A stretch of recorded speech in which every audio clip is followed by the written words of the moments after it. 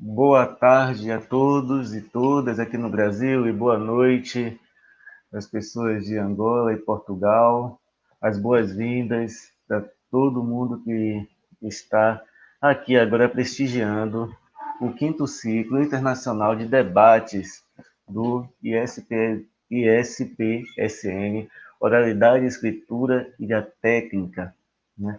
Promovido pelo Instituto Superior Politécnico Sol Nascente, em parceria com o NUPEF, Núcleo de Pesquisa e Extensão em Filosofia da Universidade Federal do Recôncavo da Bahia, aqui do Brasil. Agradecer imensamente já o diretor do Instituto Superior Politécnico Sol Nascente, professor Valentim, e o coordenador geral do quinto ciclo internacional de debates, né? É uma honra muito grande, um prazer enorme estar aqui com vocês. De certo, vale ressaltar que é um evento bastante importante, né? E importante do ponto de vista da filosofia, porque temos aí uma discussão com várias personalidades interessantes, estudiosos na área e que vêm de campos diferentes. Interessante também porque institucionalmente, né? É uma colaboração internacional e para a gente aqui do Brasil, da Bahia, sem dúvida nenhuma, é uma nova fase que estamos vivendo de aproximação com pensadores, né, de todo de todo mundo, em especial da África. É, bom,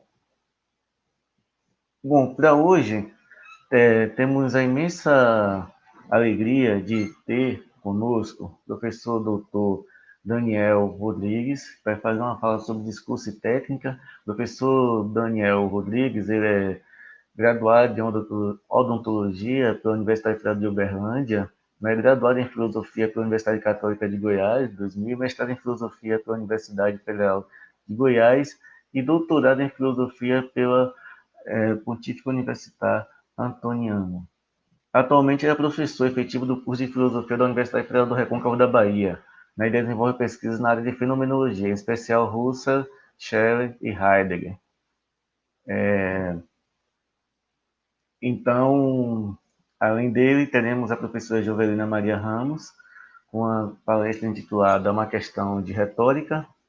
A professora possui graduação em Filosofia pela Universidade Federal do Pará, mestrado em História da Filosofia Antiga pela Universidade Federal de Minas Gerais, doutorado em Filosofia pelo Programa Doutorado Integrado em Filosofia, UFPB, UFPE e UFRN. Atualmente é professora adjunto 3 da Universidade Federal do Pará e desenvolve pesquisas no programa de pós-graduação em Filosofia e no curso de graduação em Filosofia.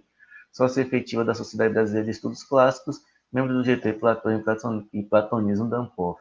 Tem experiência na área de filosofia com ênfase em filosofia antiga, atuando principalmente nos seguintes temas: Platão, filosofia, poesia, retórica, e desenvolve o campo de pesquisa A Metáfora em Platão, entre o discurso retórico e filosófico.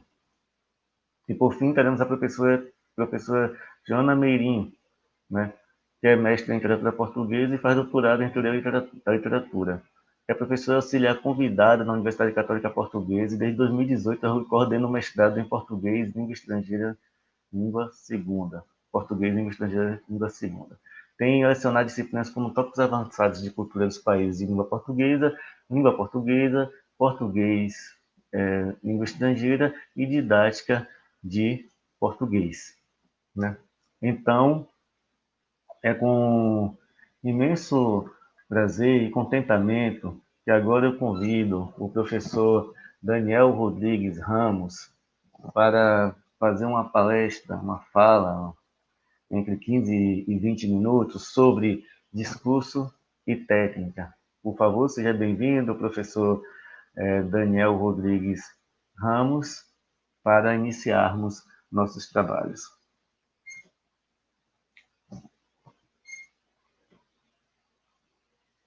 Professor, o senhor está sem. Seu microfone está desligado. Sim. Desculpa. Boa tarde, professor Cleison. Agradeço pela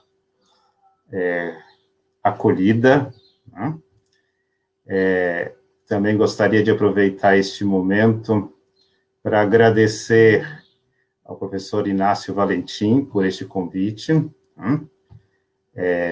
Este evento, como já foi ressaltada a importância dele, pelo caráter multidisciplinar, de várias visões, né?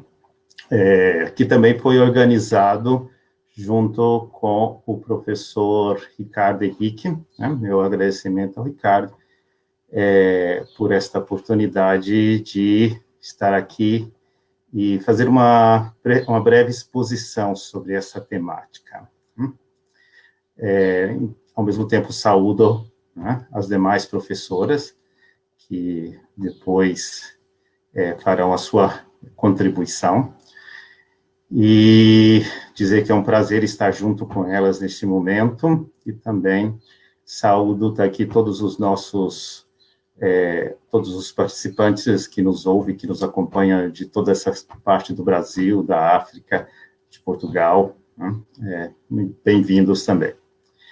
A minha fala é uma fala que tem uma perspectiva a partir do meu campo de pesquisa, né, que, como já foi anunciado, é fenomenologia, e eu vou fazer uma breve exposição tentando mostrar como técnica e discurso, técnica, linguagem e discurso, né, encontra uma fundamentação ontológica. Então, a abordagem minha é ontológica, fenomenológica, ao mesmo tempo.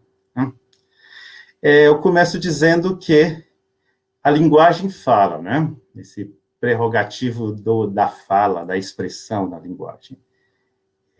A linguagem fala, né? E nos tempos atuais, ela fala tecnologicamente.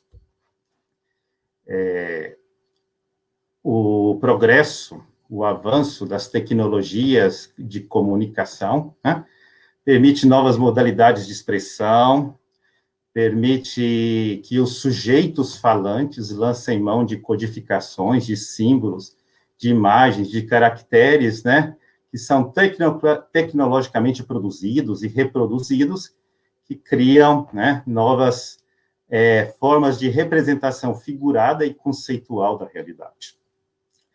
Essas novas formas de expressão, elas rompem os limites padrão do uso da linguagem, do uso padrão da linguagem, né?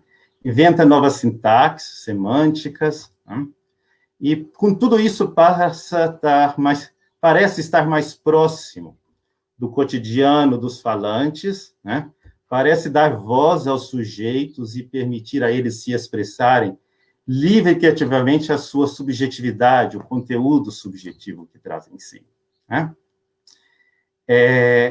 A linguagem fala tecnologicamente ainda por meio das máquinas, né, dos aparatos tecnológicos, né, que não só falam, reproduzem a fala humana, né, mas também traduzem.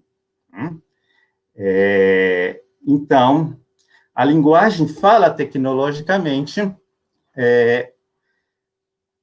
a partir da lógica computacional e com as suas rigorosas regras de raciocínio e operações pré-definidas, né? Por isso eu disse aquele antes, parece que dá um uso criativo da linguagem, né?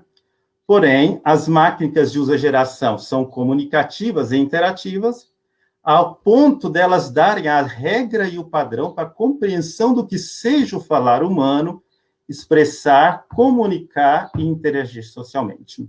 Tá? Ora, a questão que eu quero trabalhar, no entanto, não é esta. Não é uma relação instrumental entre linguagem e técnica, por mais que isso traga justos problemas que devem ser discutidos e estudados. Né? Não, o que eu quero expor aqui não se trata das novas possibilidades linguísticas de expressão entre os falantes, né? E interação entre os falantes. O nó da questão, portanto, não é o uso das máquinas, né? A questão, o ponto central que eu quero trabalhar é, utilizando uma citação de Heidegger, que seria o seguinte: começo a citação. Entretanto, se tem sempre em primeiro plano ainda a aparência que os homens dominassem as máquinas de linguagem, né? Essas máquinas que falam, que traduzem, que calculam, né? Estivessem a serviço do homem e da sua comunicação e da sua expressão. Voltando à citação. Porém, a verdade deveria ser o seguinte, que as máquinas de linguagem, né, Sprachmaschine, é difícil traduzir isso aqui em português, né, puseram a linguagem em funcionamento e, deste modo, dominam a essência do homem. Então, a questão central que eu gostaria de trabalhar é que esta maquinaria da linguagem, quer dizer, a linguagem já entendida a partir de uma maquinaria de expressão e de entendimento comum, né? Que, a partir do qual a fala é uma expressão da contabilidade de um pensamento calculador, representador, já dominou a nossa existência e havia a nossa humanidade para um destino cujas consequências ainda nós não conhecemos plenamente. Tá? Então, discurso e linguagem, que é o tema da minha fala, não aponta para questões estilísticas dos discursos, fazendo, por exemplo, contra a técnica, uma defesa de formas de expressão artístico-poéticas. Tá? Por que isso? Né? Porque a minha perspectiva aqui não entenderá a linguagem a partir da fala e, portanto, não tomará a linguagem como um instrumento de expressão, comunicação e representação. Eu proponho aqui uma inversão. É o falar que necessita ser discutido a partir da linguagem e, sobretudo, desde uma experiência originária e criativa da linguagem e como acontecimento da existência e da coexistência humana. Né? Então, o ser humano é linguagem. Ele existe discursivamente, como agora há pouco, né, eu vou falar. E é neste âmbito de um discurso, de um existir discursivamente, que linguagem e técnica vão se encontrar. Né? Por que não vamos usar essa perspectiva de tomar a linguagem numa perspectiva da fala, né? Portanto, das línguas e dos problemas inerentes à aplicação da tecnologia na comunicação, né? Porque isso nos coloca numa posição superior, né? Não nos permite falar da linguagem a partir deste acontecimento em que nós já estamos inseridos enquanto existentes, que é o discursar, uma existência discursiva, né? Isso nos coloca, se estamos numa posição superior, né, e a maioria das abordagens filosóficas e científicas se coloca nessa situação, se coloca, então, portanto, numa abordagem metalinguística da linguagem. Né? E aí é justamente, né, que nós recaímos naquela fala tecnológica da linguagem. Né?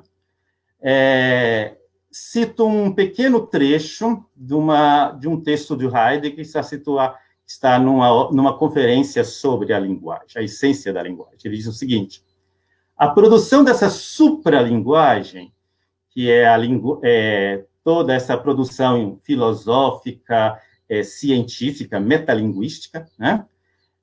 A filosofia científica compreende-se, consequentemente, como metalinguística. Isso soa como metafísica. Metalinguística é a metafísica da contínua tecnização de todas as línguas, com vista a torná-las um mero instrumento de informação capaz de funcionar interplanetariamente, ou seja, globalmente. Metalinguagem e Sputnik, que metalinguística e técnica de foguetes são o mesmo. Então, nesse horizonte da fala como linguagem, nós permanecemos numa compreensão metalinguística e que é, para o Heidegger aqui, que é onde estou me baseando, uma compreensão metafísica que tem o seu desdobramento final na técnica. Não saímos do horizonte da técnica e não propomos uma superação da técnica.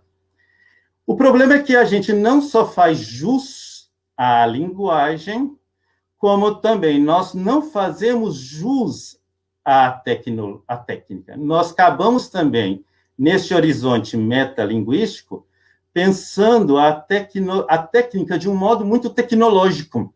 Em que sentido? Pensamos ela como um conjunto de maquinarias, e a questão seria uma questão, se nós poderemos usar em benefício da humanidade toda essa maquinaria, todo esse avanço tecnológico. Porém, com isso, nós esquecemos que a técnica é um apelo, é um acontecimento da história que nos domina hoje de alto a baixo, uma via sem saída, um espaço que dominou todas as línguas como expressão dessa dimensão do ser discursivo que nós somos, da linguagem enquanto constitutivo, um elemento ontológico do existir humano, então já dominou tudo, e que não sobra com isso nenhum espaço para uma sintaxe, para uma outra semântica, quer dizer, não fica nenhum outro encontro com a linguagem, ou um encontro com o outro, com as coisas, mediante a linguagem, que não seja metodologicamente controlada. Então, nós precisamos pensar a técnica como um poder que rege, com sua lógica, todas as semânticas e sintaxes existenciais. E antes de pensar se fazemos ou não o uso benéfico da tecnologia, precisamos pensar e experimentar a fundo que a técnica já dispôs a humanidade do homem para o meio de suas forças, nos fazendo que nos seja permitido pronunciar a nossa existência histórica e singular numa língua de sintaxe semântica única, mas daqui a pouco eu vou dar uma pincelada nisso, que é a lógica do domínio e da figuração. Então, do mesmo modo que é necessário uma inversão no momento de abordar a linguagem, pensando a fala a partir da linguagem, e como esse acontecimento da existência humana, do mesmo modo é preciso pensar uma outra inversão aqui, que é a inversão da tecnologia a partir da técnica, e não falar da técnica a partir da tecnologia.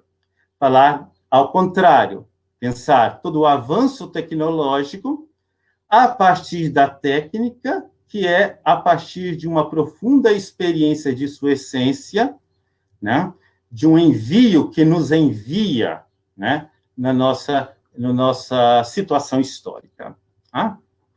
Então, um minuto, por favor, só para tomar um pouco de água.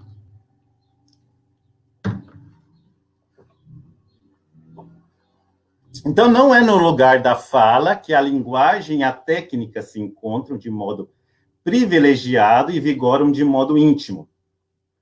Pelo contrário, é no horizonte do discurso. Linguagem é discurso. Técnica também é discurso. Linguagem e técnica são duas modalidades diferentes de uma mesma dimensão fundamental, que é o discurso. Compreendido ontologicamente, um discurso compreendido ontologicamente, isto é, como um elemento da estrutura profunda do ser humano.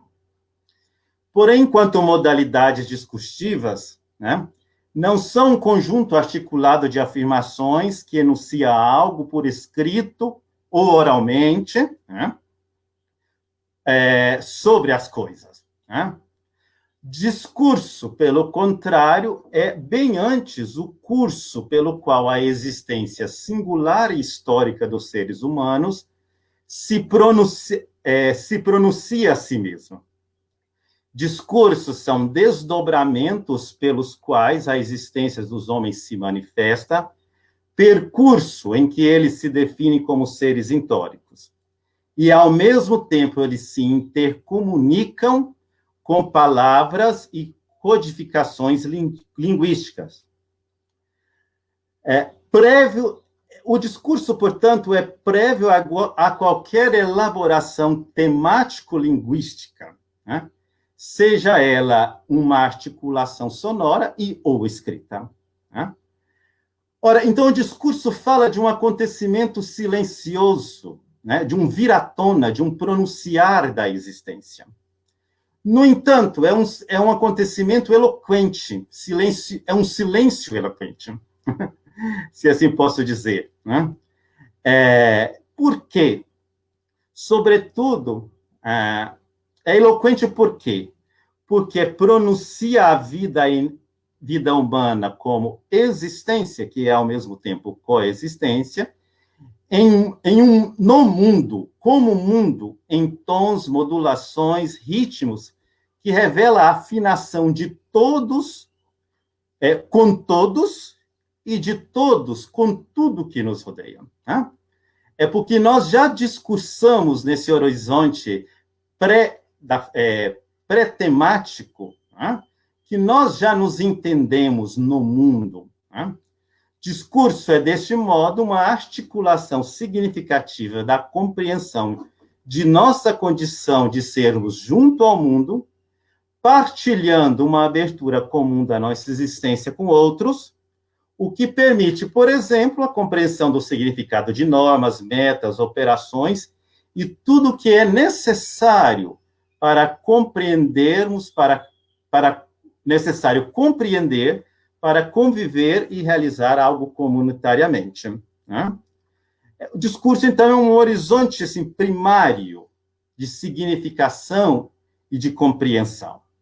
Então, em todas as formas usuais de expressão que o ser humano já se pronunciou, sua existência conforme um sentido histórico, compreendendo a si mesmo, os outros e o mundo e as coisas que nele comparecem, está uma ação discursiva do homem enquanto dar-se da sua existência. Nesse sentido, de um pronunciamento existencial, muito mais que a fala ou a vocalização, aquilo que rege o discurso é a eloquência de um silêncio que as línguas precisam ouvir, que o falante precisa ouvir enquanto fala, e não quando emudece. Então, é da escuta deste acontecimento, né, deste silêncio eloquente, que em todo falar e escrever depende quão densas são as produções da língua, a produção linguística, seus diversos estilos, formas, modalidades, e depende com que intensidade o homem também protege o constante risco de reduzir a linguagem às escrivinhações e tagarelice das comunicações, das informações e da divulgação do conhecimento. Ora, mas qual que é o traço fundamental do discurso? E aí que é o importante para a gente depois fazer a junção junto com a técnica. O traço fundamental do discurso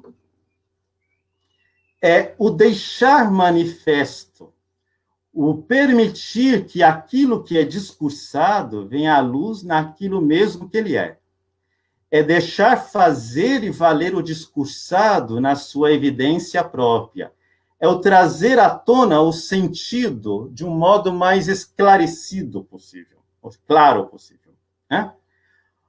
Então, a questão central do discurso não é uma questão de retórica, não é uma questão de clareza e objetividade na expressão, né?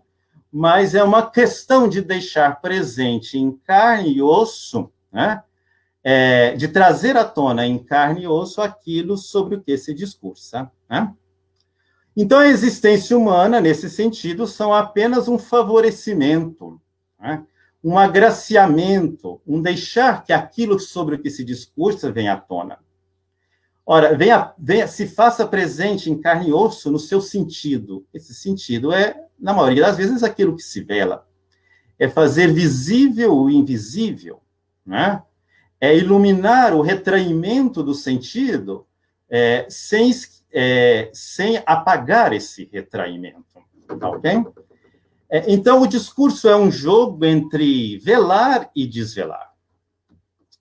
Como o meu tempo está curto, eu vou já passar um pouquinho bem mais para frente, né? Ora, para permitir aquilo que eu falava né? Aquilo que eu falava sobre um horizonte de compreensibilidade e de uma comunicação de um entendimento que não é esse horizonte da comunicação, da informação, que é pré-linguístico, o discurso, ele discursa mundo, né? Mundo, então, é aquilo que vem à tona no discursar da existência, sempre como uma existência a ser no mundo, né? Mundo é um vazio, que envolve todas as coisas e que permite que cada coisa seja revelada, compreendida. Claro que não é um vazio metafisicamente entendido, é um metafísico que é plenitude de sentido e de significado. É um todo familiar, onde o homem se sente casa. Então, o mundo, enquanto esse discurso da existência, é aquilo que já na filosofia antiga veio à tona com a palavra fundamental ethos, né? Então, o homem, enquanto ser da linguagem, o ser que é tomado pela linguagem, ele sempre discursa mundo, e a sua tarefa é discursar o mundo enquanto um ambiente onde ele se sente em casa, onde a vida é protegida, onde o humano pode medrar como humano, né? Onde se pode crescer humano na sua identidade junto com as coisas e junto com os outros, né? Ora, a técnica também é discurso, mas como é que ela discursa mundo? Ela discursa mundo como uma articulação, uma artimanha de artefatos, ou de artifícios em vista de uma dominação global. Tudo está relacionado com tudo, né? Mas tudo está, cada coisa que está nessa rede de significado está a serviço deste domínio global da técnica, deste poder calcular, assegurar e tudo dominar, né? Por isso, no discurso da técnica, que é o sentido pelo qual os homens contemporâneos vivem, né? Aparece um mundo que é uma rede entranhado em que as coisas são simplesmente um dispositivo para outra coisa. E tudo aparece como fonte de energia, como reserva de energia que tem que ser explorada, que tem tirada de dentro a força, né? No horizonte da técnica, tudo é um ser para, né, um dispositivo, e não existe interioridade, entre aspas, das coisas, assim, não existe velamento do sentido das coisas. Se as coisas não são veladas, é porque os métodos exploratórios, os recursos da técnica ainda não são suficientemente aprimorados para revelar e trazer à tona esse potencial de energia que é cada coisa. Ora, o discurso da técnica, para usar né, que é essa rede aficiosa, né, é como se fosse um estoque. Só no estoque, o mundo é um estoque, né, da técnica. Porque na técnica, no estoque, tudo é produto humano. E tudo visa está destinado a ser consumido e reprocessado numa rede constante, né, do mercado e do consumo, né? E tudo tem que vista a ser reposto. O estoque não é um lugar onde se protege a vida. Não é um lugar onde o ser humano, então, pode se sentir a casa, tá? Ora, aí eu chego a uma conclusão. O discurso da técnica é uma contradição. Tá? Por que, que o mundo da técnica é uma contradição? Porque ele discursa um mundo que não é propriamente mundo, um mundo onde o homem não é casa comum, e, ao mesmo tempo, não discursa a própria existência humana como aquele que zela pela casa, né? Aquele que deixa aparecer cada coisa no seu mistério, ou a partir de um mistério, né? Então, dizendo de uma forma figurada, a técnica não discursa o mundo como mundo, um mundo que não se pode morar é uma contradição, nesse sentido, e não discursa a existência humana a partir da sua essência como cuidado. Falta-nos, então, a partir da técnica, tanto o mundo como cuidador da técnica, tá? Ok. Eu termino por aqui, tá? Deixando assim, então, dizer que a questão é uma questão que nos coloca a pensar, né? Onde que está o destino das nossas línguas? Né? O destino das nossas línguas pressupõe uma outra pergunta nessa perspectiva, né? Qual é o destino da nossa existência quando a técnica, com a sua lógica padronizada, dominou a nossa existência? Muito obrigado. Obrigado, professor Daniel. O tempo será sempre curto para a filosofia? É um problema meu também. É verdade, compreendo. Muito bem, muito obrigado. Após a fala das professoras que seguem daqui a pouco, abriremos para perguntas e, enfim, né, faremos blocos de perguntas, talvez seja melhor. Então, professor Daniel Ramos, da Universidade Federal do Recôncavo da Bahia, do curso de Filosofia, muito obrigado, e daqui a pouco nós retornaremos aqui com as perguntas contigo, ok? A professora tem uma honra agora de convidar a professora Jovelina Maria Ramos de Souza, que vai fazer uma pequena fala com o título Uma Questão da Retórica. Professora, por favor, seja bem-vinda. Olá, seu microfone está desligado. Oi. Oi, agradeço, Cleison, a apresentação. Quero agradecer ao Inácio Valentim pelo convite, né? E desejo uma boa, para mim é boa tarde, né? Uma tarde de chuva em Belém do Pará. Uma boa noite para Angola, para Portugal. Eu vou falar do meu lugar comum, que é a filosofia antiga e enfim, a recepção que eu faço da poesia no pensamento de Platão. Então, a minha fala é apenas uma questão de retórica. E vou falar de ordens distintas de discurso, né? E quando for o tempo, tu me falas aí. Então, as referências a Homero na tradição grega são múltiplas e contrapostas entre si. Se para a tradição Platão é o seu mais contundente censor, já bem antes dele, no século VII, o poeta Píndaro, conhecido por seus cantos de vitória, acusa o Aedo jônico de nem sempre ter respeitado a verdade. A crítica aparece nas Nemeicas, em alusão ao episódio que Homero sacrifica à memória de Ájax, o herói de Egina, exaltando falsamente a memória de Odisseu. Influenciado pelos pitagóricos, como Platão, Píndaro cobra dos poetas inspirados, a quem atribui o privilégio de ser intérprete dos deuses, uma postura norteada pela busca da verdade. Esse respeito à verdade constitui-se para Píndaro no mais absoluto dos deveres do Estado. Nesse sentido, Píndaro, e não Homero, aproxima-se mais do modelo instaurado por Platão na República para uma boa composição poética, cantar os deuses e louvar os heróis, sem desviar suas composições daquilo que a lei da cidade considera justa, belo e bom. Píndaro, mais que Homero, mostra-se para Platão como uma fonte digna de toda consideração, devido ao fato de construir a estrutura psicológica de seus heróis, centrada no critério da verdade e no acatamento às leis estabelecidas para a cidade.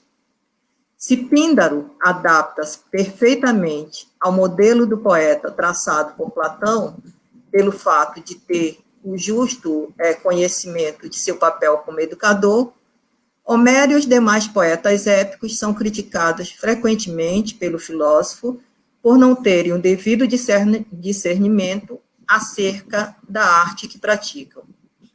Mas é no gesto mesmo de apontar essas deficiências no Aedo que Platão reconhece a função ético-política da sua poesia. No livro 10 da República, atribui a Homero a capacidade de tematizar em seus cantos sobre guerras, comando dos exércitos, administração das cidades e educação do homem. Isto, em suas narrativas, Homero trata da ação, do equilíbrio e das relações de poder na Grécia arcaica, com a intenção de transmitir esse legado cultural, absorvendo costumes e tradições antigas e apresentando-os como modelos de ação a serem seguidos pelos gregos de sua época. O paradigma homérico é centrado no ideal de kalokagatia, elemento responsável pelo êxito político e militar, proveniente da ação do guerreiro belo e bom, que seria introduzida na cidade e passaria a gerir as novas práticas sociais. As referências a Homero são múltiplas no mundo grego e também se estendem ao campo da retórica. É o caso de Sócrates, contemporâneo de Platão, e como este, preocupado com a educação dos jovens. No panegírico, o primeiro de seus discursos políticos, Sócrates retoma diversos dos temas tratados por oradores anteriores a ele, para constituir a sua própria exposição histórica acerca do restabelecimento da hegemonia ateniense diante da supremacia espartana no período em que redigiu o discurso. Em defesa da unificação dos gregos contra os persas sob a direção de Atenas, Sócrates recorre às antigas narrativas míticas, fazendo seu elogio com um duplo propósito, o de sustentar a sua tese acerca da hegemonia ateniense e mostrar a necessidade de se lutar contra os persas.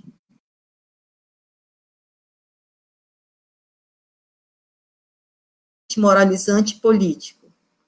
Inspirado nos discursos olímpicos de Górgias e Lísias, apresentado nas panegírias, respectivamente de 392 e 388, o estilo inovador e bem estruturado do discurso destaca-se em toda a antiguidade. Escrito sob a técnica do discurso fictício, comumente utilizado pelos sofistas e retóricos, dos quais foi discípulo, o mesmo pretende firmar sua posição de chefe de escola, apto a influenciar a opinião dos ouvintes pela capacidade de sua eloquência. A exemplo de seus mestres, Sócrates defende, não apenas no panegírico, mas também no Nicoclé e no Sobre a Permuta, a valorização da palavra como a causa dos maiores bens para o homem, pois a formação de uma alma sã e leal somente será possível através da utilização de uma palavra verdadeira e conforme a lei e a justiça.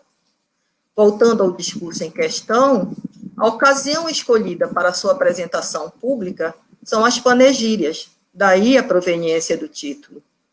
Pertinaz defensor da unificação das cidades gregas contra os bárbaros, Sócrates, ao examinar os antigos títulos dos guerreiros atenienses, defende, de modo semelhante a Tucídides, a prerrogativa de os helenos serem mais uma cultura que uma raça, em virtude da formação pelo discurso recebida dos sofistas e retóricos. Tais ensinamentos permitem aos atenienses discorrer de forma nova sobre o que é antigo e de falar de um modo antigo do que aconteceu recentemente. Não se deve fugir do que outros trataram antes, mas tentar falar melhor do que eles. Afinal, as ações passadas são um bem comum a todos. Contudo, o privilégio de refletir e falar adequadamente sobre estas ações é próprio das pessoas sensatas. Distinto dos outros povos, em razão desta paideia, a Grécia isocrática emprega o nome de helenos não mais a raça, mas a cultura, e de preferência chama helenos não as pessoas que participam de nossa educação, mas as da mesma origem que nós. Bem ao seu estilo, Isócrates não cita nominalmente nem Homero, nem Tucídides. Contudo, a passagem é plena de alusões ao poeta e ao prosador. Nela, este descarta as deduções homéricas acerca da origem e formação dos helenos e coaduna-se com as proposições dos historiadores defendidas, sobretudo, na oração fúnebre. A sequência dos argumentos do panegírico confronta-nos com a tese acerca da superioridade da educação grega encontrada no discurso de Péricles. Atribui-se também a esta obra a evidente recepção de duas outras orações fúnebres, a de Górgias e a de Lísias, ambas compostas, possivelmente, após 392. Nosso propósito aqui é apenas destacar a posição ambígua do orador na discussão acerca da antiga tradição contida nos relatos míticos dos poetas.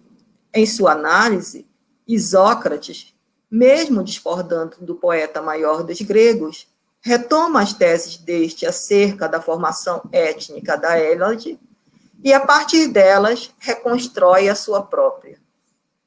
No contexto da crítica a Homero, o Aedo permanece no posto de artesão da cultura helênica, apesar de ser refutado por Píndaro, Platão e Isócrates. Como herdeiro direto das diversas gerações de aedos, rapsodos e poetas, cujas produções foram espalhadas e assimiladas pela cultura grega, Isócrates deseja ver seus discursos transportados pela Grécia e difundido nas conversas dos bem-pensantes, resguardando a mesma prática político-pedagógica dos cantos de seus ancestrais. Nas articulações que venho apresentando, destaco que a análise de Platão acerca da poesia, nos diferentes diálogos, nunca é tomada como uma reflexão isolada, mas sempre inserida no contexto de uma discussão mais ampla, a do processo permanente de recriação de si mesmo e do que é seu pensamento filosófico. Para Murray, nós não podemos falar de uma teoria platônica da poesia, mas, preferencialmente, de uma coleção de textos em que várias atitudes, imagens e mitos sobre a poesia são expressos.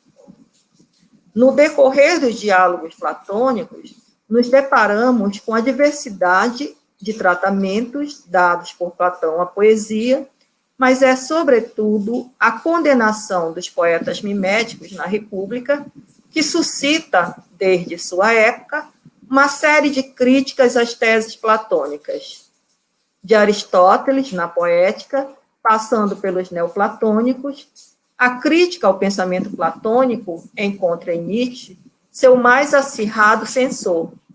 Na terceira dissertação de A Genealogia da Moral, o filósofo alemão, em suas reflexões acerca do que significa o ideal ascético, acusa Platão de ser o maior inimigo da arte que a Europa jamais produziu.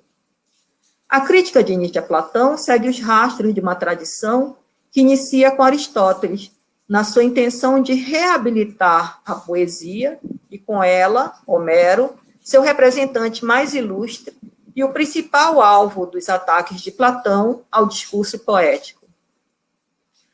Distanciando-me da interpretação nietzschiana, defendo que a crítica de Platão a Homero integra o projeto platônico de restabelecer uma paideia autêntica e politicamente justa, recuperando valores preconizados pela poesia homérica e, principalmente, revitalizando o papel da poesia enquanto prática e discurso pedagógico. Poesia que, agora com bases filosóficas, se tornaria inteligente, investigadora, filósofa. Ao concentrar sua atenção na produção dos poetas, Platão critica o logos humano capaz de levar ao erro e ao engano, principalmente através da prática da mímesis. Como se sabe, a noção platônica de mímesis é marcada pela diversidade de sentidos e aplicações. A linguagem mimética, sustenta Murray, é usada não apenas na arte da poesia, pintura, música e dança, mas também, por exemplo, na relação entre linguagem e realidade, e entre o mundo material e o que é paradigma eterno. A noção de mimese se expande ou se retrai, dependendo do contexto em que é aplicada. A mimese tanto pode abranger uma parte da poesia ou toda a poesia, a se pensar na tradicional divisão da poesia, em República 3, em que Platão classifica-a em 3 estilos, narrativa simples, mimese e narrativa mista. Mas a noção de mimese também pode estender-se à filosofia, e é justamente este aspecto o centro de meu interesse. Minha hipótese se sustenta no pressuposto de que Platão é um crítico da mimese que mimetiza o tempo inteiro. A escrita platônica, representada sob a forma de diálogo, é profundamente marcada pela mimese. Ao longo dos diálogos, Platão faz exatamente o que condena nos poetas, simula, se esconde atrás de seus personagens, ou mesmo se faz passar por eles em um ato que é todo mimético. O filósofo defende a diégesis, a narrativa simples, como a narrativa ideal. Contudo, seus diálogos, em grande parte, são compostos por narrativa mimética.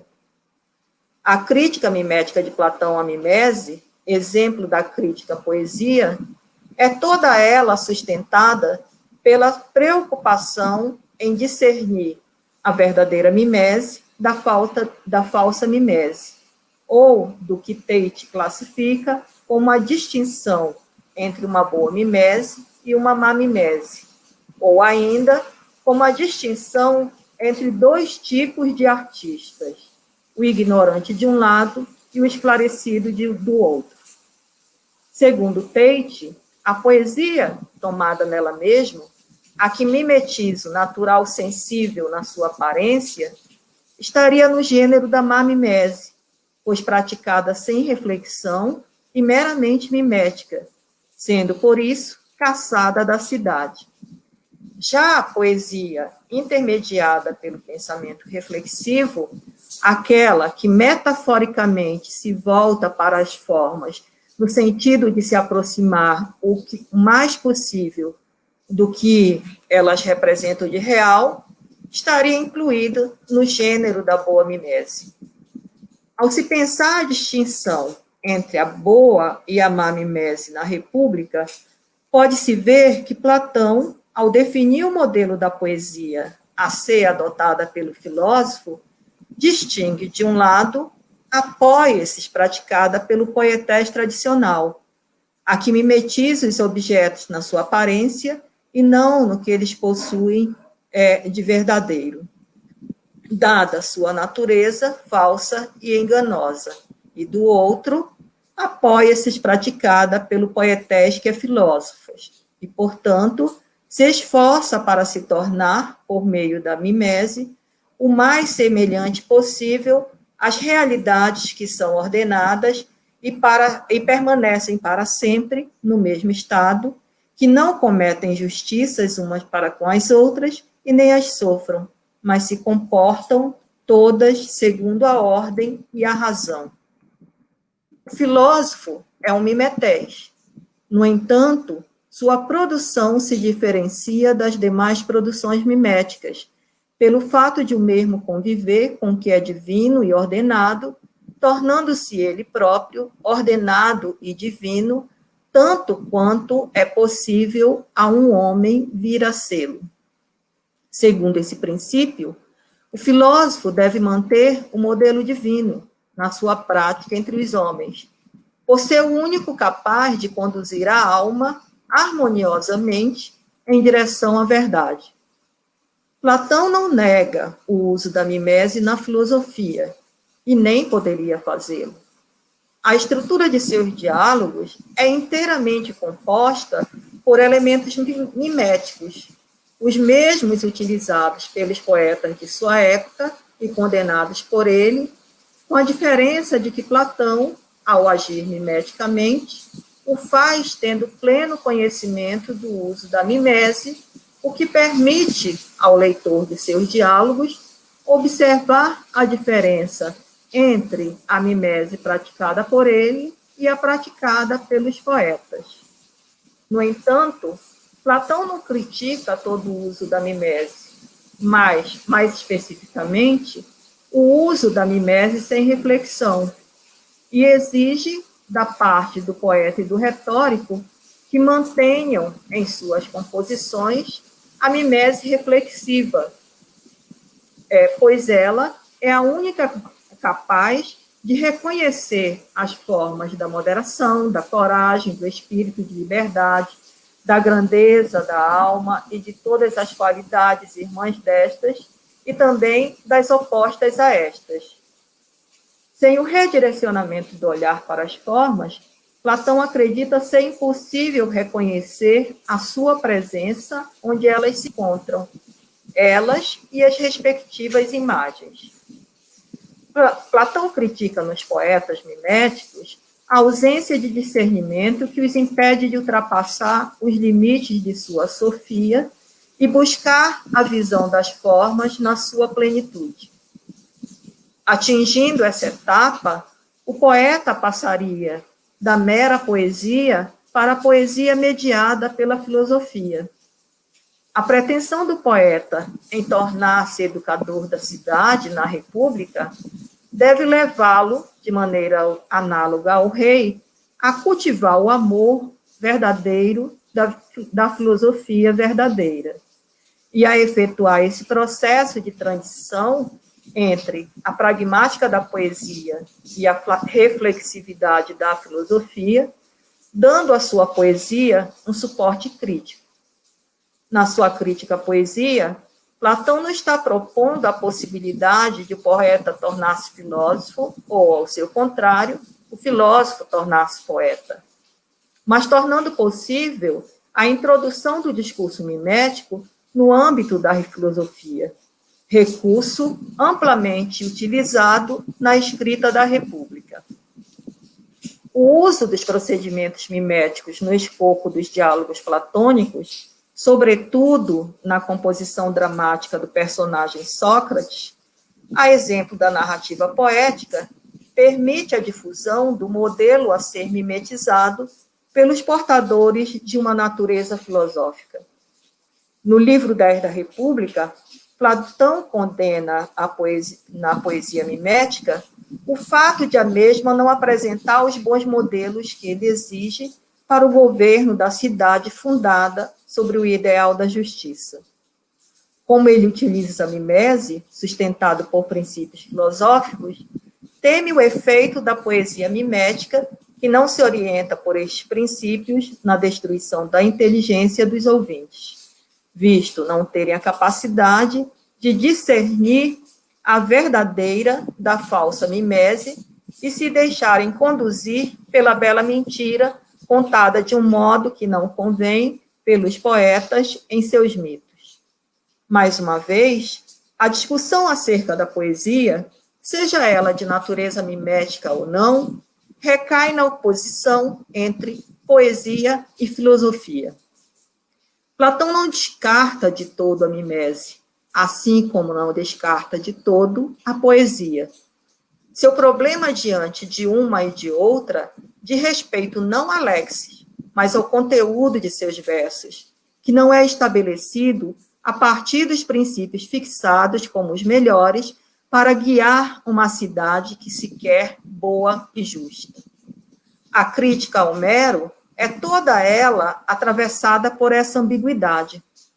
Platão aceita e faz uso das técnicas miméticas e até mesmo admite Homero como o maior dos poetas, porém recrimina na sua poesia o fato de suas representações expressarem as ações dos deuses e dos heróis e não as resultantes da verdadeira pesquisa dialética, que passaria a ser o princípio norteador de uma cidade bem ordenada.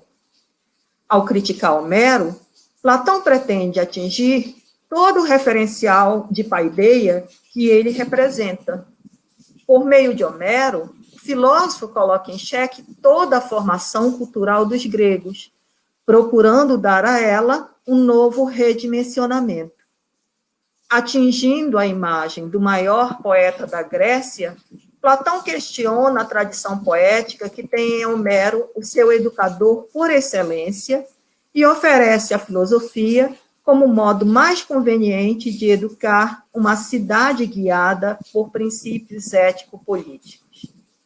A crítica ao uso indevido que Homero faz da mimese, quando representa os deuses e heróis proferindo lamentações e injúrias, leva Platão a defender a aplicação de uma boa mimese, que, por ser ordenada pelo discurso filosófico, encontra-se mais aproximada de um logos que comporta coerência e precisão. No jogo cênico que envolve a possibilidade de expulsão dos poetas, o filósofo utiliza a força da argumentação, aliada à linguagem poética, em um processo que é todo mimético, o que torna impossível considerar a crítica platônica à mimesis como uma mera condenação ou uma depreciação estética da poesia, pois Platão, como todo grego de sua época, aprendeu a amar a poesia desde a mais tenra idade.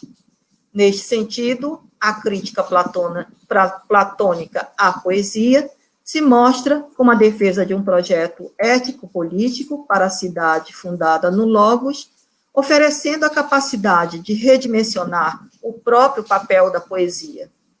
No contexto dos diálogos platônicos, a crítica à poesia mimética se estende para além da forma poética, representando a tentativa de distinguir a mimese feita sem reflexão da mimese capaz de discernir a imagem do que é real. Findou meu tempo? Infelizmente, sim. Eu estou todo animado aqui. Mas... Sem problema. Mas a gente, como a gente vai retornar, né, para as perguntas e tudo, aí de repente tem um tempo ainda, se você quiser acrescentar alguma coisa. Agradecer imensamente a professora doutora Givelina, excelente fala, instigante, sem dúvida nenhuma, diretamente aí do Pará, Brasil, tá certo? Estamos... Eu, na verdade, estava olhando, professor, e estava vendo o sol brilhando, né? Como tem muito mais sol lá do que aqui, devido à distância, né, que a gente tem do Pará. Mas, professora, muito obrigado, muito contente. Logo, logo voltaremos com as perguntas.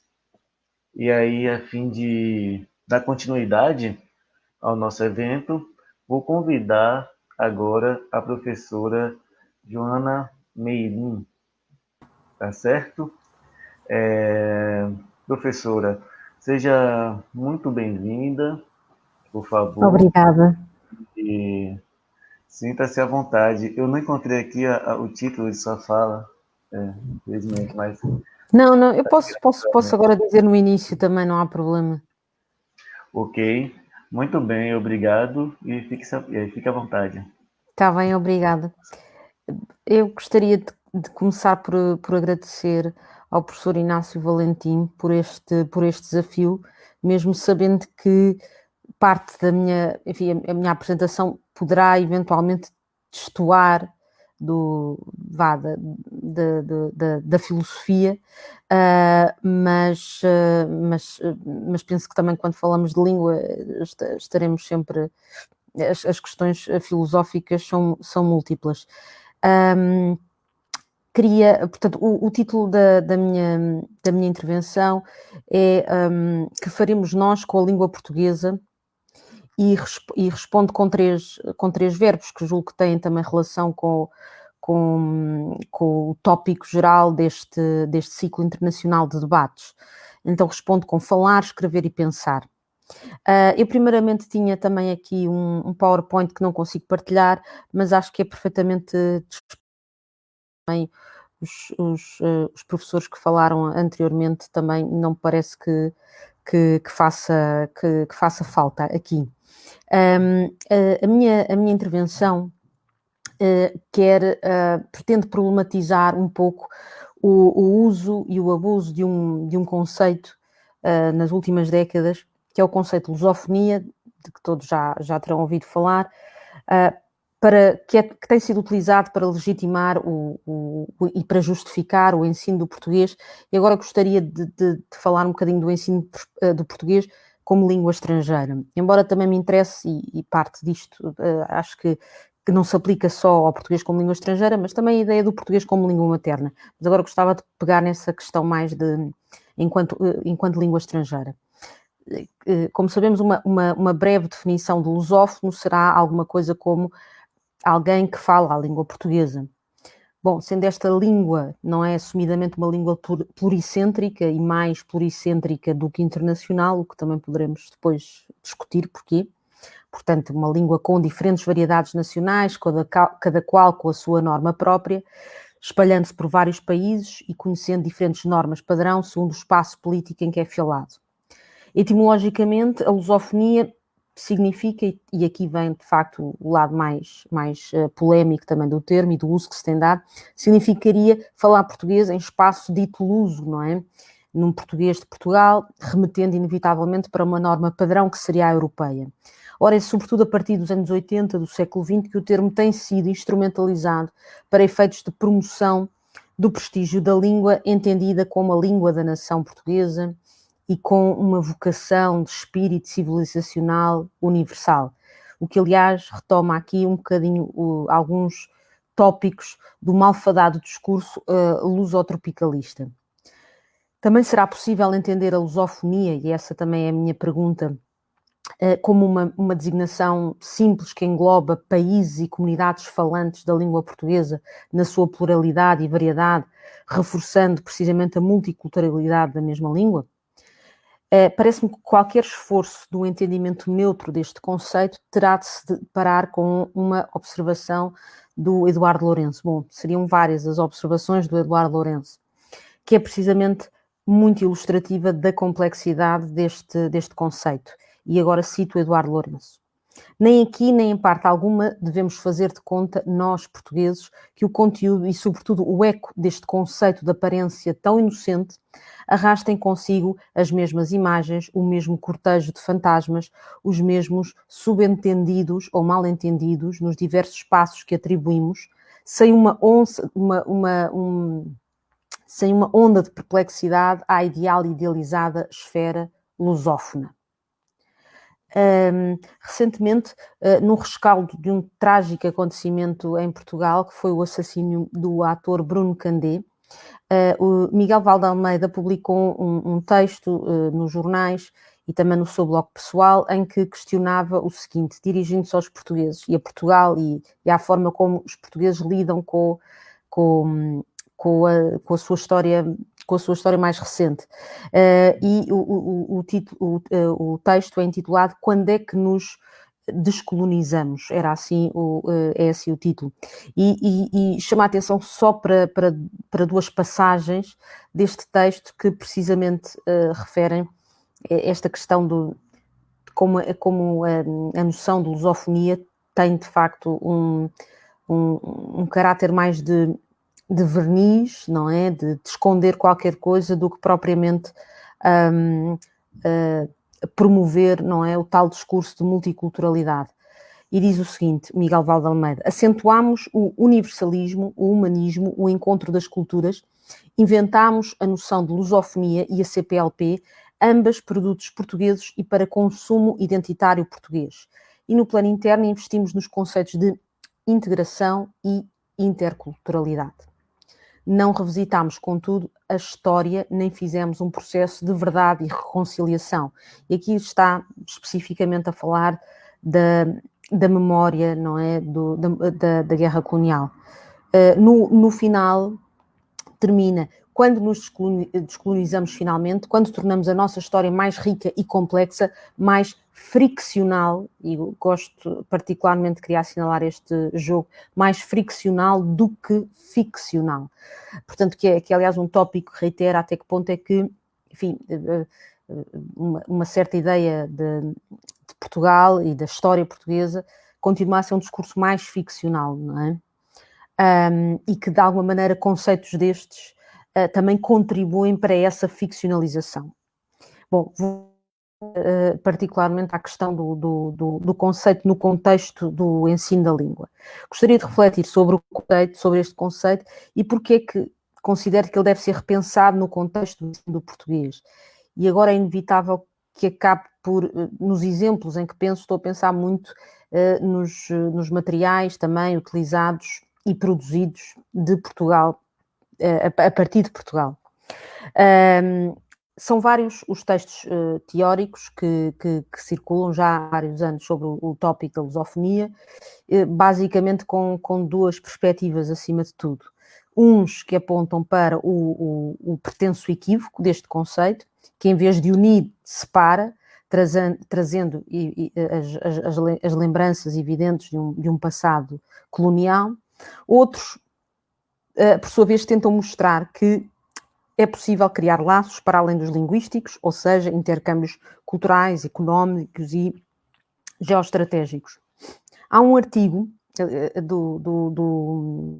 portanto, de um professor de Linguística da Faculdade de Letras de Lisboa, que se chama, dedicado ao conceito de lusofonia e a uma coisa que cá para o espaço da lusofonia. Assinala o êxito que este termo tem tido, o termo lusofonia, sobretudo em Portugal, e como é que isso tem sido rentabilizado. E cito o Ivo Castro: o tema e o termo de lusofonia têm vivido uma alta vida durante as últimas décadas, pelo menos em Portugal. Nascidos de uma coincidência de vontades políticas luso-brasileiras, encontraram um movimento na imprensa, nos meios ligados às artes performativas, ávidas de públicos alargados, e no discurso industrial que não oculta.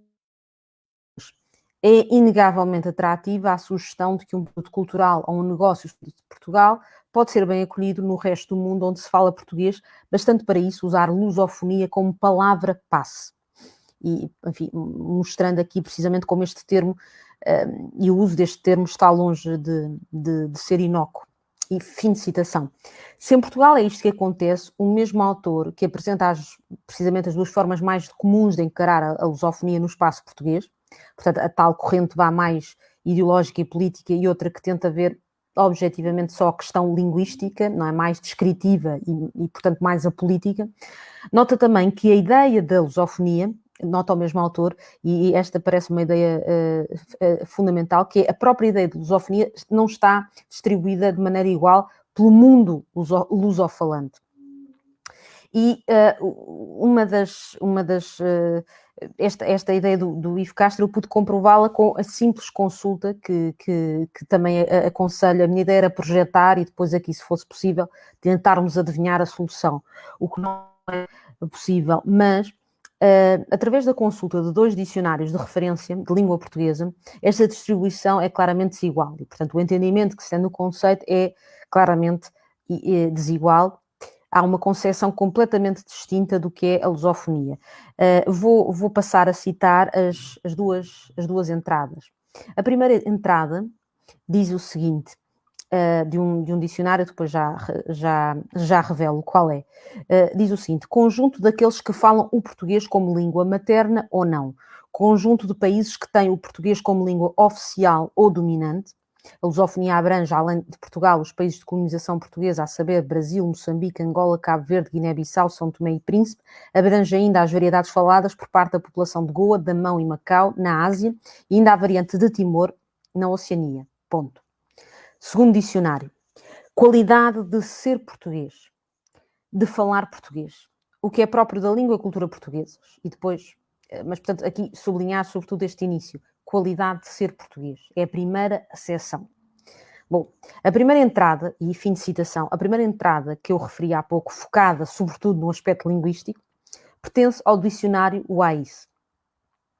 A segunda, que parece ecoar uma ideologia, enfim, do tal quase lusotropicalismo e do saudosismo português, que ainda acredita, portanto, que ecoa, digamos, uma narrativa claramente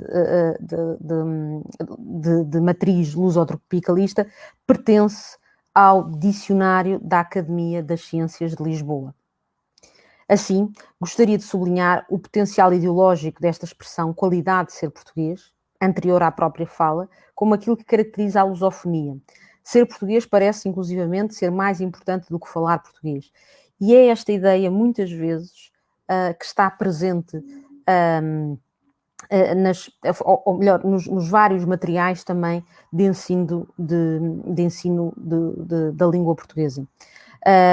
Sobretudo quando se parece querer ensinar cultura, parece que se quer incutir uma forma especial de ser português antes de potenciar o ensino e aprendizagem efetivos da língua, que deve servir numa primeira fase, precisamente para pensar, escrever e falar. A definição apresentada pelo Dicionário da Academia das Ciências de Lisboa, como já disse, retomando precisamente essa narrativa lusotropicalista, reflete algumas das teses que também têm vindo a privilegiar esta memória cultural e patrimonial da lusofonia, do termo, que acaba por negligenciar a questão linguística propriamente dita. O próprio Eduardo Lourenço, que apresentou sempre visões críticas e que chamou a atenção para a dificuldade, não é, de entender este conceito de uma forma neutra. Há também noutros dos seus ensaios, nomeadamente de um texto muito conhecido que se chama Imagem e Miragem da Lusofonia, Eduardo Lourenço sublinha a importância da cultura e da alta cultura, até retomando um bocadinho esta ideia do império da língua, de que o próprio Fernando Pessoa falava, como fator preponderante na união dos vários povos lusofalantes, revelando como insuficiente o entendimento meramente linguístico.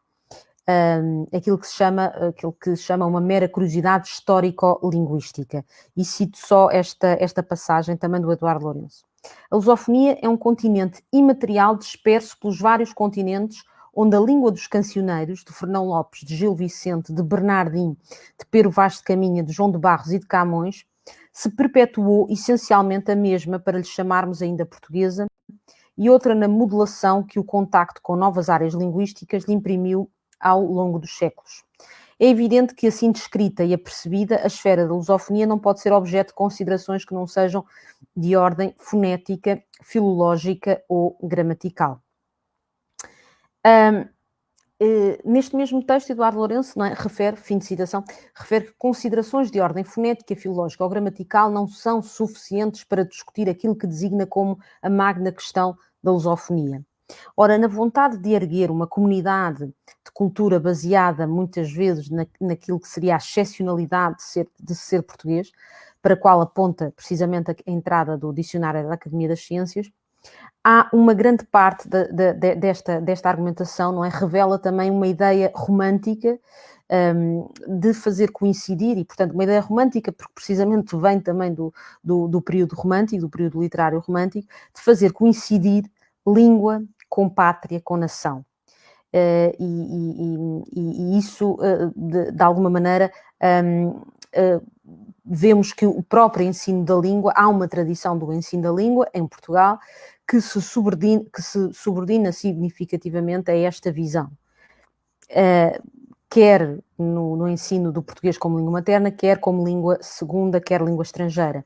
Privilegia a ideia romântica de que língua e nação são coincidentes.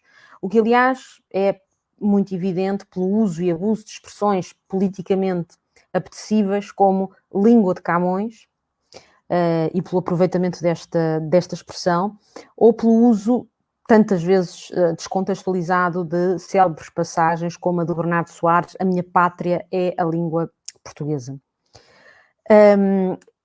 Estas são, aliás, expressões muito utilizadas em contextos diplomáticos e sempre desejáveis nesses mesmos contextos, mas que, efetivamente, e sobretudo no caso de Camões, terá feito certamente, tem consequências negativas mais em Portugal do que, por exemplo, no Brasil, onde Camões é de facto estudado e muito bem estudado, e aqui Camões continua muitas vezes a ser lido mais por um valor simbólico que lhe foi atribuído por vários usos políticos, em vez de ser lido e apreciado efetivamente. Focando-me agora nesta parte da minha apresentação na questão particular do ensino do PLE, do Português de Língua Estrangeira, gostaria realmente de inquirir sobre a pertinência da presença da lusofonia, não é? Nas aulas de português de língua estrangeira, sobre até que ponto um professor da língua portuguesa tem ou não de saber formar estudantes lusófonos e, sim, em que sentido? No sentido prescrito pelo dicionário, são perguntas, não é? Da academia, formar pessoas com qualidades portuguesas? E o que é por via da língua entrar no mundo lusófono, motivo frequentemente apresentado também para se aprender português? A presença da lusofonia em manuais e métodos de ensino, frequentemente adotados por professores, embora seja também uma opção, de uma maneira geral, e agora sem estar a apontar nomes, editoras, autores, mas vai totalmente ao encontro, de facto, do entendimento de lusofonia pelo dicionário da Academia das Ciências, a segunda entrada que li. Assim, para além do fado, do azulejo, da saudade, não é? Há capítulos, normalmente em final de livro, dedicados à lusofonia, que aparece como uma espécie de mapa, e preocupa-me esta ideia de mapas com pintinhas, não é? Dos sítios onde se fala português, apenas isso, com fatos históricos e com simbolismos acríticos, frequentemente estereotipados. Portanto, é possível encontrarmos capítulos intitulados de gentes lusófonas. Aliás, cenário não muito diferente de manuais de português para o ensino básico e secundário em Portugal, nos quais, em claro jeito de apartheid linguístico-cultural, estão presentes textos de autores e autoras de um mundo lusófono imaginado e perpetuado já nos últimos anos ao nível do ensino em Portugal. Se um capítulo como Gentes Lusófonas já de si revela este apartheid evidente, as diferenças hierárquicas continuam a fazer-se sentir quando, por exemplo, no mesmo livro, para dar alguns exemplos, há capítulos separados, dedicados em exclusivo a autores da língua portuguesa que se tornaram indissociáveis também de uma ideia de nação, não é? Como é o caso de Camões e Pessoa.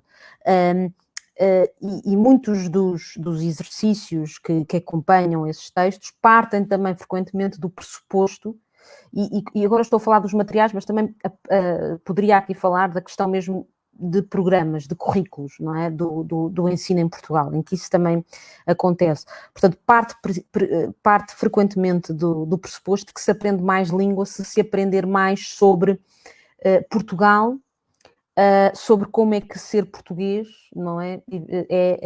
É qualquer coisa de excepcional. E o que é isto de ser português, tal e qual na acessão que é apresentada? É como se, de alguma maneira, a língua fosse um objeto sempre visto quase como um objeto de culto, tratado assim. Não vou propor uma didática para a lusofonia, pois aqui o meu principal argumento é precisamente de que aprender uma língua não é, obviamente, a aprender a ser lusófono, muito menos aprender as características ou qualidades de ser português ou de qualquer outro povo, o que quer que isso signifique. Ainda que o quadro europeu comum, não é, de referência para as línguas, alerte para a importância do conhecimento sociocultural numa aula de língua estrangeira, parece-me difícil este conhecimento não ser distorcido, obviamente, por estereótipos, não é? Assim, evitando uma abordagem centrada numa ideia que se mantém ainda muito presente de superioridade cultural e linguística de um país, talvez possa dar aulas de língua numa abordagem intercultural, focando tópicos e questões abrangentes, diversas, transversais a todas as culturas, sem só pensar no caso português e o lusófono, porque claramente o lusófono favorece novamente a perspectiva do português. Mesmo quando de Portugal se fala, ou das suas relações com países onde se fala também o português, talvez seja bom começar por fazer considerações de ordem filológica, fonética e gramatical. E isso não é menor se fizer isso numa aula de uma língua. Se quiséssemos, numa definição mais clara, mais isenta de ideologia, e se quiséssemos realmente explicar às pessoas e aos estudantes o que é que significaria esse conceito de lusofonia, eu terminava com uma citação que me parece encerrar esta questão de uma forma neutra, a tal forma que por vezes que não tem sido realmente aplicada. Se insistir na necessidade de explicar o que é a lusofonia e se insistir na necessidade de usar este conceito, talvez pudesse apresentar a definição do mesmo professor que eu citei há pouco, do professor Ivo Castro, que de resto poderia substituir a definição que está, por exemplo, neste dicionário de Lisboa, produzido em Portugal. O outro que eu citei é um dicionário de língua portuguesa, mas brasileiro. E terminava com esta citação, que é muito clara. No mundo das coisas reais, não existe um reino de maravilhas chamado lusofonia. O que existe é um conjunto de 8 estados, espalhados por 4 continentes, que têm o português como, e aqui vem em 4 partes essa explicação, língua oficial para os seus atos de governo e para as escolas, língua internacional para falarem uns com os outros nas suas frequentes cimeiras, língua materna em Portugal, Brasil, e ainda em largas secções das gerações mais jovens de angolanos e moçambicanos, e finalmente como língua veicular interna de adultos aloglotas dos países africanos quando não conseguem comunicar por meio de crioulos. Este entendimento mais direto e sem essa carga ideológica de uma superioridade intelectual, cultural, neste caso, cultural e linguística, talvez fosse um passo bem mais significativo até do que qualquer acordo ortográfico. E dava por terminada a minha apresentação.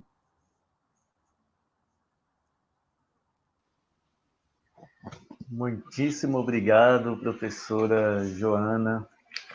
Uma maravilha. Professora auxiliar convidada na Universidade Católica Portuguesa.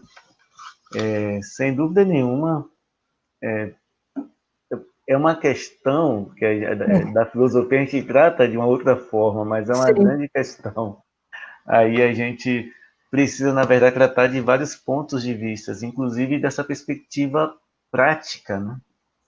Para questões práticas que dizem respeito mesmo à ordem dos estados, a relação que as relações são estabelecidas internacionalmente, né? Exatamente. Os estados e tudo. Muito obrigado. Obrigada eu. Agora nós vamos abrir, né, para os debates. Há algumas perguntas que foram feitas aqui para cada um de vocês. Eu gostaria de começar, né? Na verdade, com o professor Daniel, né? Eu acho que, de repente, talvez fosse interessante também que a gente tivesse aí na sala todos presentes, né? Para que a gente possa dialogar Acho que funciona bem, inclusive os convidados e convidadas podem, né, conversar um com outros e perguntar e tal, né? A gente pode se intercalar. É interessante. Além das perguntas que foram feitas. Então, vou começar com o professor Daniel. O Bento Chiambo Chipando, do Instituto Superior Politécnico Sol Nascente, pergunta o seguinte, professor Daniel. Até que ponto a linguagem tecnológica chega a superar a linguagem oral? E a pergunta foi posta aí, agora na tela também. Então, até que ponto a linguagem tecnológica chega a superar a linguagem oral do nosso colega Bento Chipando? Daniel. Obrigado pela questão. Esta é uma questão interessante, né? Uma questão que eu não tenho resposta, né? Mas vou partir de uma afirmação do Heidegger, que foi a minha base, assim, a grande base da minha reflexão, né? Num texto dele, que se chama... um texto sobre o poeta Hegel, né? Que se chama justamente, onde eu me inspirei um pouco quando eu falei do caseiro, né? Do House Friend, né? Ele chama e ele vai mostrar por que o poeta ali, ele próprio se denomina House Friend, aquele o amigo da casa, aquele que cuida da casa, né? Eu traduzi por caseiro, né? Porque ele mostra, eu não tenho conhecimento, assim, da poesia não, do Hegel, né? Mas esse texto, ele mostra justamente como a linguagem do poeta ali, daquele poeta, é justamente uma linguagem que fala da natureza, né? A partir da linguagem oral, né? da oralidade, né? Porém, ele termina o texto justamente colocando uma questão, né? Se no tempo atual, né, também estou dizendo com as minhas palavras, e a interpretação, né, se no tempo atual também as oralidades, né, e talvez os discursos que falam da oralidade, que tentam recuperar a linguagem, já não estão nesse horizonte metafísico que é tecnológico, né? É uma questão, porque se de um lado a gente sabe muito bem hoje, né,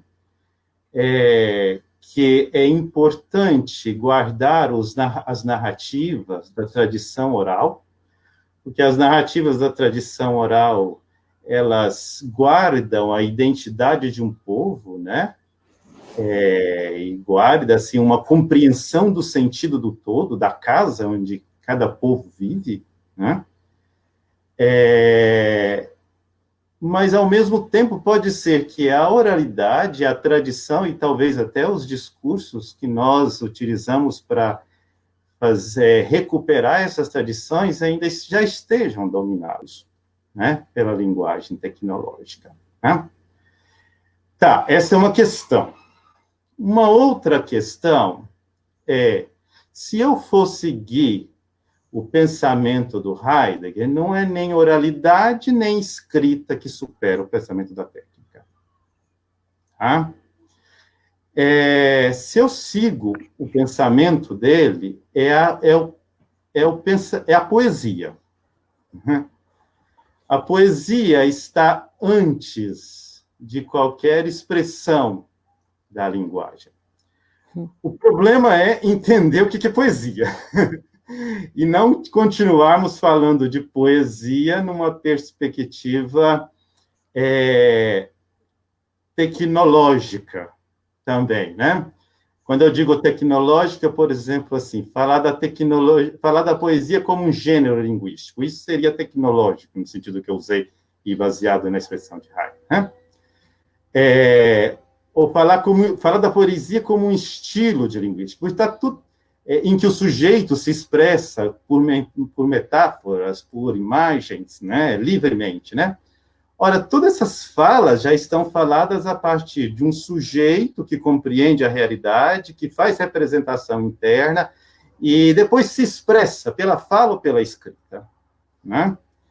Então, se eu entendo a poesia desse jeito, eu não falo poeticamente da poesia. Essa é uma outra questão, né?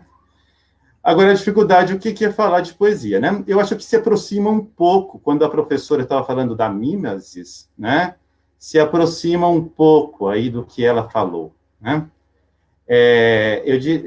Se ela estava dizendo que a mimesis entra na reflexão, no pensamento, é que talvez para Heidegger a gente deveria dizer assim: o pensamento, ou ele é poético, né? Ou ele não é. Isso não quer dizer que o pensamento usa um gênero literário da poesia, como Platão usou, né?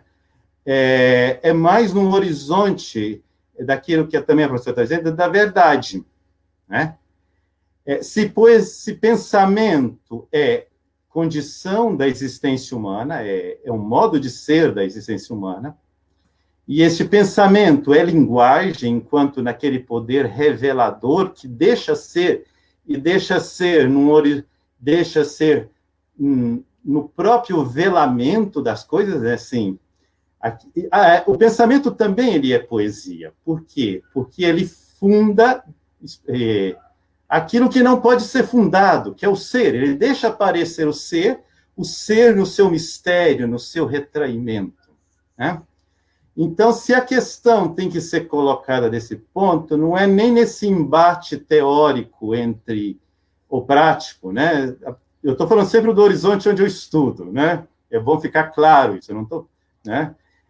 Entre linguagem oral, linguagem escrita, clareza oral, clareza escrita, regras, né? Ou liberdade, ou, né? da oralidade, né? A questão da superação é retrair a linguagem, assim, para uma outra dimensão fundamental e pensar uma outra possibilidade de ser da existência, né? E aí de ser do homem, da existência humana, né? E aí, talvez por isso que o Heidegger vai trazer fazer um texto todo baseado num verso do Hölderlin. Ele disse: o homem só pode habitar se habitar poeticamente, né? Então, é nesse horizonte da existência, que é sempre a existência no mundo, que abre mundo e que permite, que abre um horizonte de um espaço comum, que é mundo, e que precisa ser habitado. Eu diria, então, o seguinte: a superação está no horizonte do poético, e não no horizonte de um embate entre modalidades linguísticas. Tá? É isso que eu teria a dizer no sentido de problematizar a questão. Muito obrigado, professor Daniel. Saída por uma terceira via, digamos assim. Saída por uma terceira via. O professor Valentim, né? Essa questão é para a professora Jovelina Ramos. Professor Valentim pergunta: na crítica à sofia mimética da poética, o filósofo não reconhece apenas a sua própria sofia?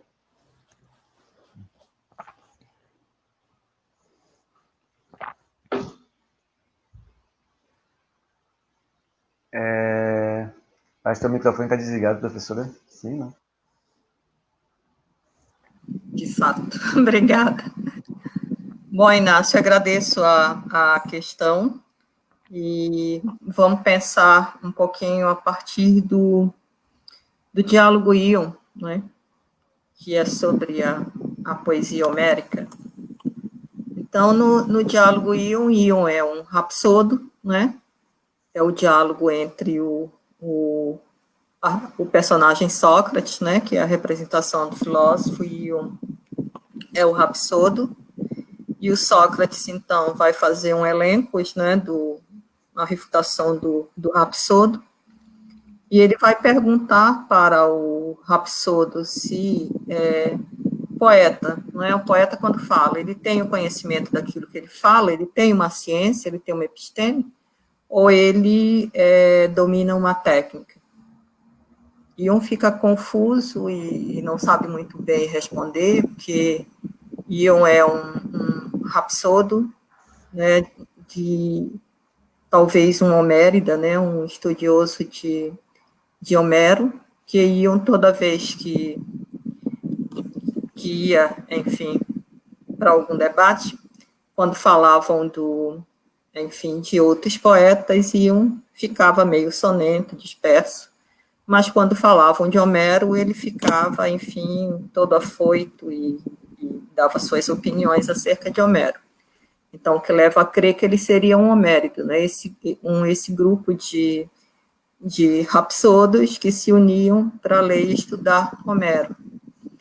O Will não sabe muito bem responder a pergunta do Sócrates, e é um Sócrates, assim, muito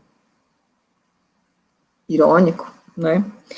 Que vai dizer, Sócrates vai terminar dizendo para o Ion que Ion não tem nenhuma ciência, né? Ele não tem uma episteme, e ele também não tem uma técnica, porque se ele dominasse a técnica da poesia, ele saberia falar de todos os estilos poéticos, e Ion não sabe, né? Ion só sabe falar de Homero.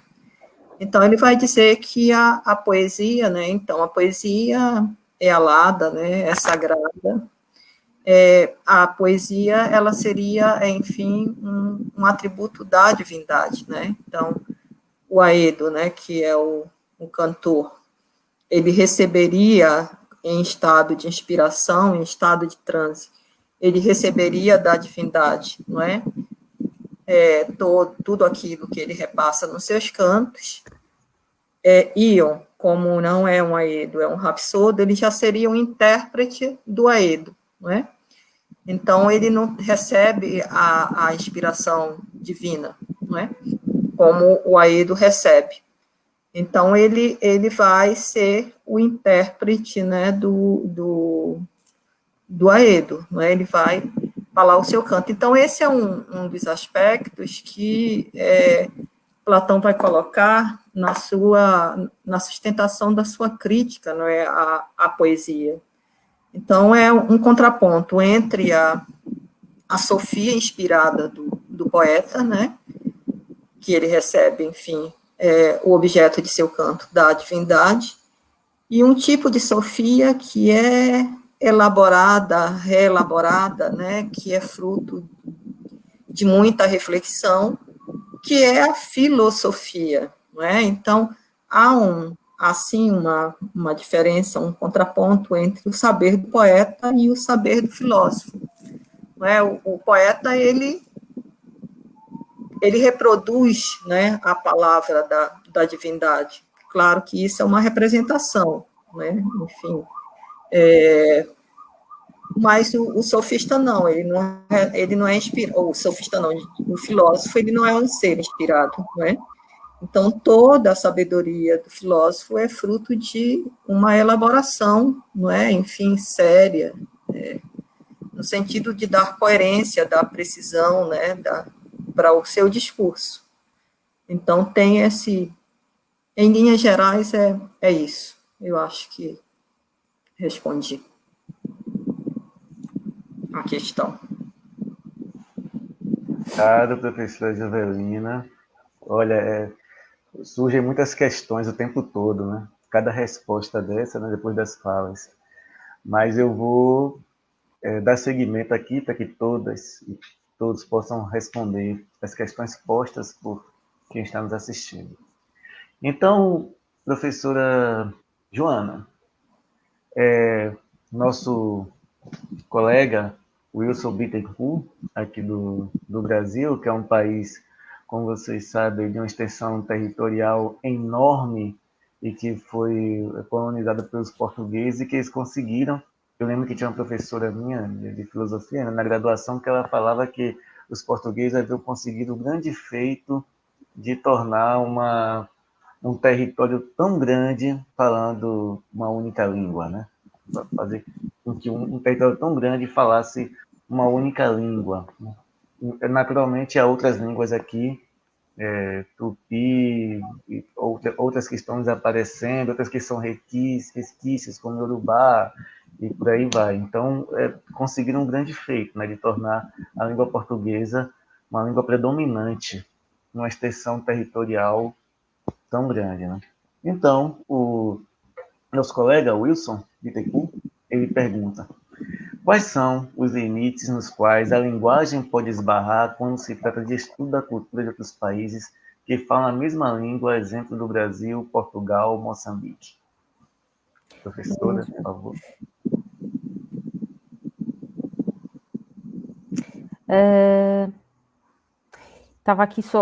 Estava só aqui a tentar perceber os limites nos quais a linguagem pode esbarrar quando se trata do estudo da cultura de outros países que falam a mesma língua. Eu aqui tenho alguma dúvida na pergunta, no sentido de se devemos... Portanto, eu acho que ensinar a língua implica necessariamente também o ensino da cultura. É impossível ensinar a língua também de uma forma neutra. Mas, por exemplo, eu acho que não deve haver limites, mas acho que tem de haver da parte também de quem ensina, nesse caso, um conhecimento também mais profundo das outras culturas. E, no fundo, o que eu estava também a tentar dizer com esta questão do termo lusofonia é que há ainda uma forma muito superficial de abordar todas as culturas que falam esta mesma língua, e depois, aliás, mesmo a questão de ser uma mesma língua já começa a ser um bocadinho também discutido. Acho que não deve haver essas fronteiras, e parece-me que, ou seja, qual será o padrão mais... não deve haver um padrão, não deve haver uma norma que se deva sobrepor à outra. Acho que também não se tem de estar sempre, porque eu acho que tem sido uma técnica ultimamente no ensino, que é tentar falar das diferenças, em vez de simplesmente ouvir e ler textos em língua portuguesa. E ser uma coisa mais natural e entrar, e não estar a justificar, que é uma coisa que se costuma ainda fazer muito, que é, isto diz assim neste sítio. Portanto, estar a fazer esse tipo de divisão, sendo que isso acontece muito mais por parte também dos professores de portugueses e do português europeu, que eu acho que eles estão uma tendência para estarem muito dependentes de uma espécie de padrão, e, portanto, é difícil aceitarem outros textos, ouvir, por exemplo, outra música, e ser uma coisa mais natural.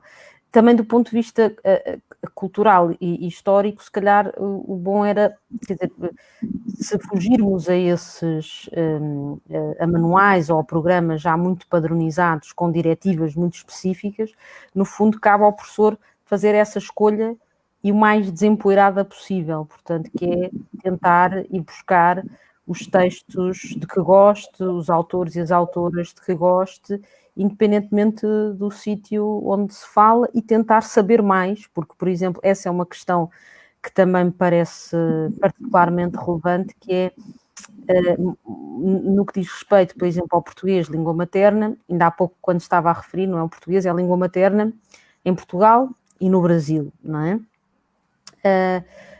Depois podemos também discutir um bocadinho do conceito de língua materna, mas em muitos sítios o português, que é uma língua oficial, não é, nem nunca foi propriamente uma língua materna. E, portanto, também aí acho que tem de haver um bocadinho essa... tentar perceber como é como é que, uma forma um bocadinho mais menos presa a determinados estereótipos culturais e tentar perceber que língua é que se fala, não é? E acho que esse diálogo não deve haver limites, mas deve haver realmente uma percepção mais clara do que é que se está a ensinar, e ensinar a língua portuguesa não é ensinar, isso é que é acima de tudo uma coisa importante, que é não é ensinar cultura portuguesa.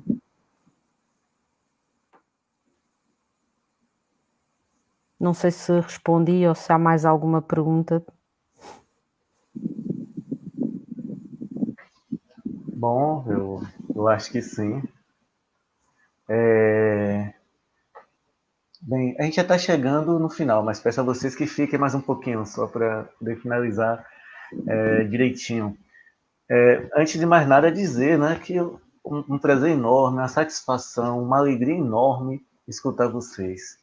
Tanto pelo conteúdo, quanto pelo que eu pude aprender na exposição de vocês. Né? Também no sentido de metodologia.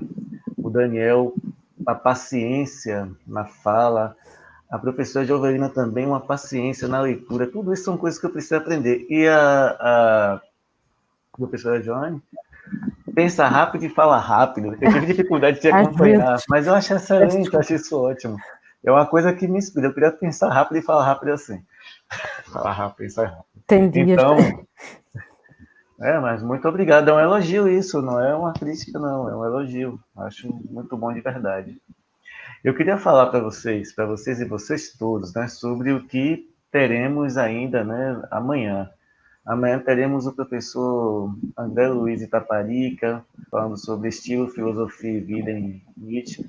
Professor Dr. Fabrício Pontin, da Unilasalle, falando sobre linguagem e linguagem jurídica, algumas reflexões sobre o campo da argumentação de direito. O professor Olímpio José Pimenta Neto, da UFOP, filosofia como forma de vida, variações sobre o tema a partir de Nietzsche e Sócrates, com a moderação do professor da FRB, né, assim como o professor André Itaparica, Pablo Henrique Zunino.